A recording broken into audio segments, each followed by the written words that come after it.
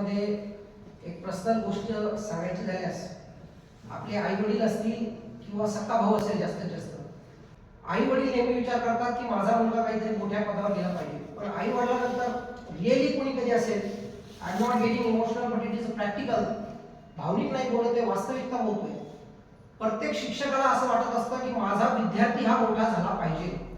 म्हणून तुम्ही काहीतरी असं करून दाखवा की जर कॉलेज सोडले तर 4-5 वर्षानंतर पवार सरांना तुम्हाला मन मोकळे मनानं भेटता आलं पाहिजे की नाही सर मी हे अचीव केलं, नाही सर मी ते अचीव केलं. मला काही फार्मसीचं जास्त नॉलेज नाही आहे. I am political and social speaker. मी एक सामाजिक आणि राजकीय विषयावरच नेहमी बोलत आलेलो आहे. म्हणून जे काय तुमचं करिअर आहे ते पवार सरांनी ज्या पद्धतीने सांगितलं की तुम्ही काहीतरी अचीव करा, म्हणजे अचीव केल्यानंतर सरांनाही सांगता येईल बाबा माझा विद्यार्थी ह्या पदावर आहे, हे करतोय आणि खरंच तो असा होता तसा होता. तुमच्याबद्दल 2 गोष्टी त्यांनाही माघारी चांगले बोलता येईल असं रिअली मध्ये तुम्ही करून दाखवा. बाकी कॉमेडी जोक्स वगैरे आपापल्या ठिकाणी एक एज आहे आणि या एज मध्ये सर्वच गोष्टी माणसाच्या करिअर हे काय खूप महत्वाचं असतं. आता प्रत्येकाला कोणीतरी विचारत असतं की बाबा तू फार्मसीला का आला. आता वास्तविक बघायचं झाल्यास I am more as than you, म्हणजे सगळं विद्यार्थ्यांपेक्षा मी तुमच्यापेक्षा मोठा आहे. माझं फार्मसी येण्याचं एकच कारण आहे बाबा की लहान भाऊ MBBS आहे आणि मग आपल्याला आयतं मेडिकल टाकून भेटणार आहे आणि म्हणून आपण आलो फार्मसीला. तर तुम्ही का आला, what you want to achieve after doing the pharmacy, तुम्हाला काय करायचं आहे नेमकं, HR MR वगैरे काहीतरी पोस्ट असतात. तर असं काहीतरी आपली काय संकल्पना आहे, आपण का आलोय, कशासाठी आलोय याचा एक विचार करा. आणि रवी एक गोष्ट असते, तू जे विचार करतो मोठा भाऊ आहे त्याचं MBBS चालू आहे त्याच्यावर मी मेडिकल, पण त्या मेडिकल वरती आहे ना त्याच्या साल्याचाच हक्क असतो.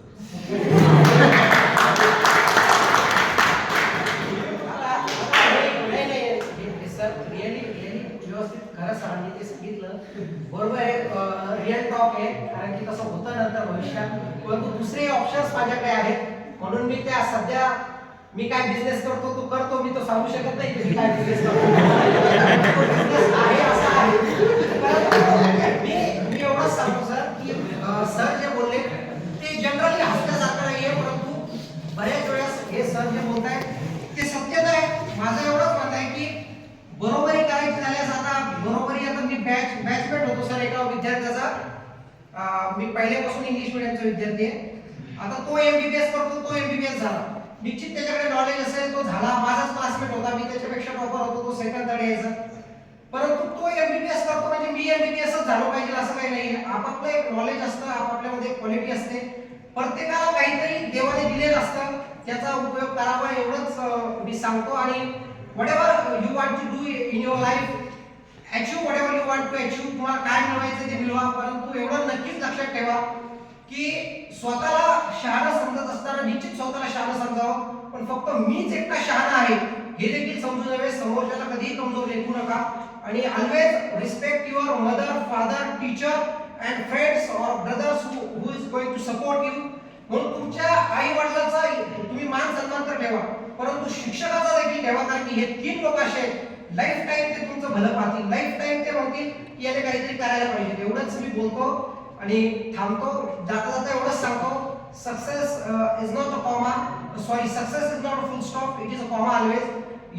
यशाला काय म्हणतात, फुल स्टॉप नसतो, कॉमाच असतो. काही एखाद्या पदावर गेल्यावर तिथे अहंकार बाळगला तर आपण तिथेच राहू शकतो. अहंकार बाळगू नका. स्टेप बाय स्टेप सर्वजण पुढे जातात. आता आपण लहाने सरांचं एक्झाम्पल कधी घेतलं तर लहाने सर आता पॉलिटिकल बोलू नये इथे, परंतु ज्या पवार साहेबांना मानतात त्या पवार साहेबांनी कधीच लाईफमध्ये फुल स्टॉप घेतला नाही. ते सातत्याने काही ना काही करत आले, आज एवढं एज झालं तरी ते करतायत. म्हणून काहीतरी असं एखाद्या माणसाकडून तुम्ही शिकावा. आता फार्मसिस्ट, एखादा मोठ्या फार्मसिस्टचं एक्झाम्पल पवार सर देऊ शकतात, मी ते देऊ शकत नाही. ते सांगतील बाबा फार्मसिस्ट एखादा कसा स्टेप बाय स्टेप ग्रो झाला, त्याने त्याच्या लाईफमध्ये काय केलं काय नाही. तर मी एवढंच बोलतो आणि थांबतो. थँक्यू.